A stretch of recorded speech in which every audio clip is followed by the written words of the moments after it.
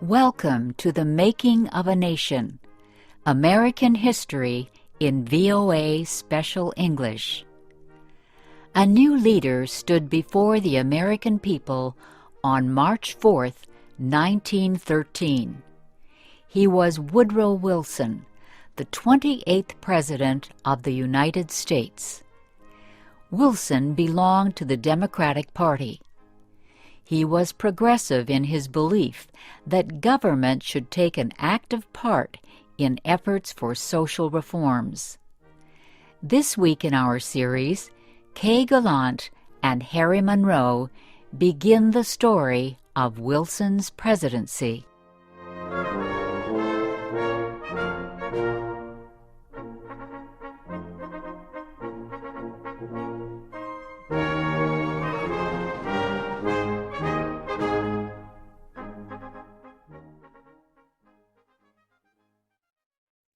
Woodrow Wilson had spent most of his life at Princeton University. First, he was a professor. Then he was university president. Next, Wilson was elected governor of the state of New Jersey. His early success as governor made him a leading candidate for the Democratic presidential nomination in 1912. Wilson traveled widely around the country during the campaign. He made speeches to many groups. He tried to make himself and his ideas known to as many Americans as possible. Wilson called his program the New Freedom. One of his campaign promises was to fight for better conditions for America's small business owners. Such proposals helped him win the Democratic nomination for president. Then he defeated President William Howard Taft and former President Theodore Roosevelt in the election. Woodrow Wilson, the former president of a university, had become the president of a nation. The largest crowd in Washington, D.C.'s history welcomed Wilson outside the Capitol building on the day of his inauguration. He called on the American people to join him in making the country a better place. "Our duty," Wilson said, "is to correct the evil without hurting the good. I call all honest men, all patriotic, all forward-looking men to my side."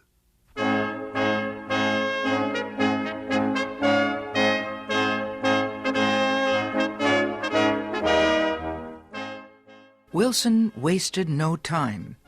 He immediately called a special session of Congress to act on Democratic campaign promises to reduce import taxes or tariffs. Wilson felt strongly about the need to reform these taxes.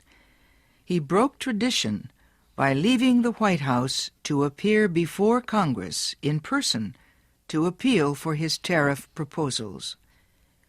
Many members of Congress opposed Wilson's plans, but the new president used the results of a Senate investigation to win the fight.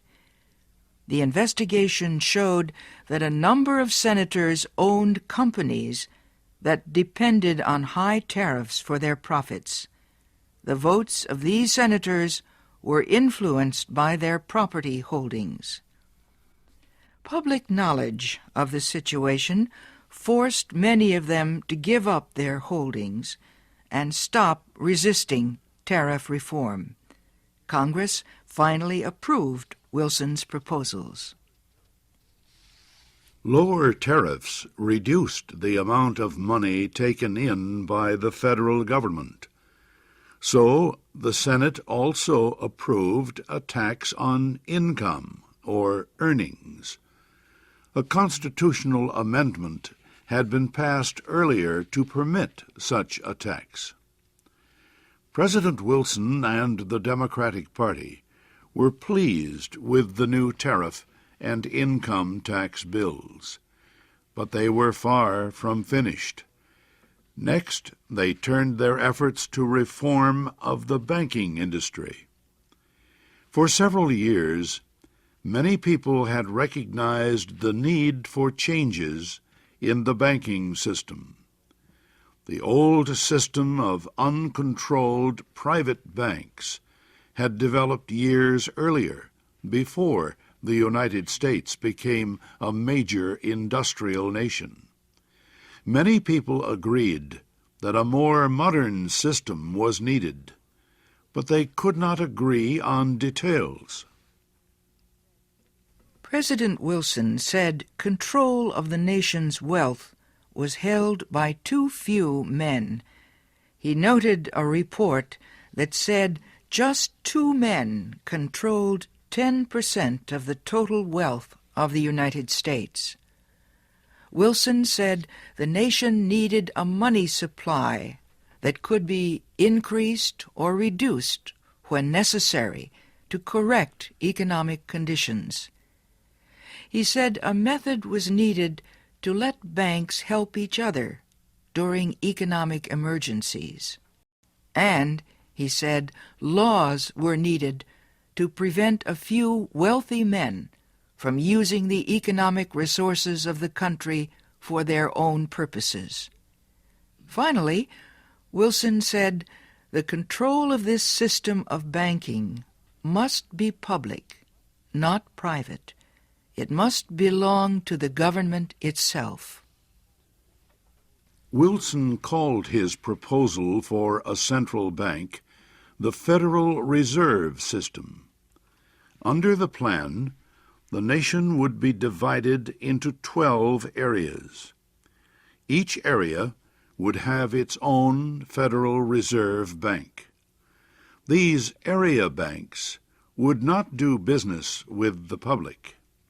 They would serve only as bankers' banks, and they would issue a new form of money supported by the federal government. Most important, the leaders of the new system would be chosen by the government, not by private business.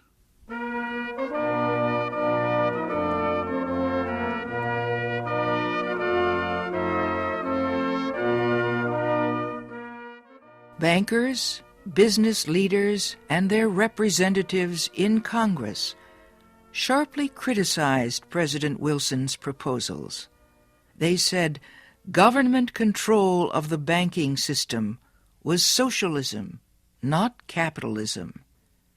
But Wilson refused to change his proposals, and he helped to lead the fight to make them law. Finally, Congress agreed. It did not take long for bankers to discover that the new system was much better than the old one.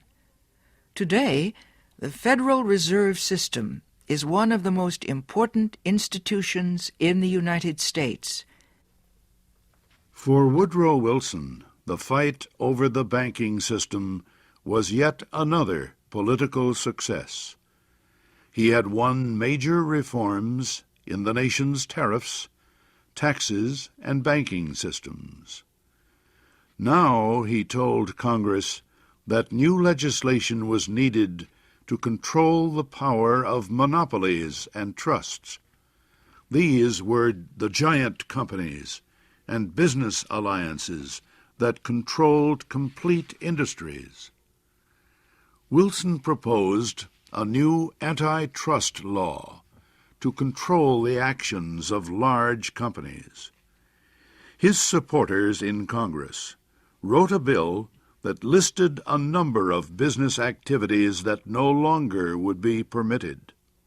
For example, no longer could a company set prices that would reduce competition or create a monopoly. No longer could corporations buy stocks of competing companies.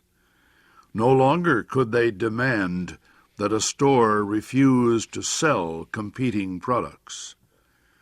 The new bill also protected labor unions from being charged with antitrust violations. It gave unions more power to organize and protect workers. At President Wilson's request, Congress also prepared a law that set up a government agency called the Federal Trade Commission.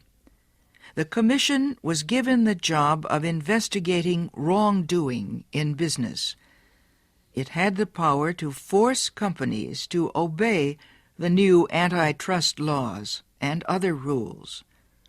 Both the antitrust law and the Federal Trade Commission help protect small business owners from the power of business giants. Once again, the proposals caused fierce debate, but once again, Congress finally voted to give Wilson most of what he wanted.